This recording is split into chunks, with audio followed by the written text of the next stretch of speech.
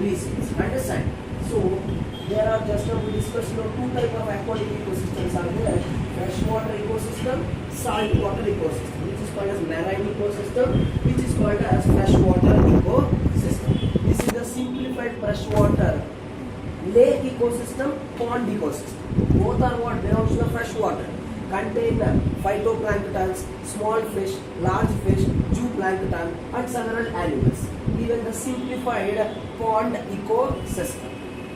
Then when we understand marine ecosystem is one of the most important ecosystem which covers 71% of the earth's surface and contain 97% of the planet's water. Whatever the water we 700 crores of people are drinking is hardly 3% of water. Remaining 97% of water present on the oceans itself. Understand? What is the most important point you have to remember? Very important point.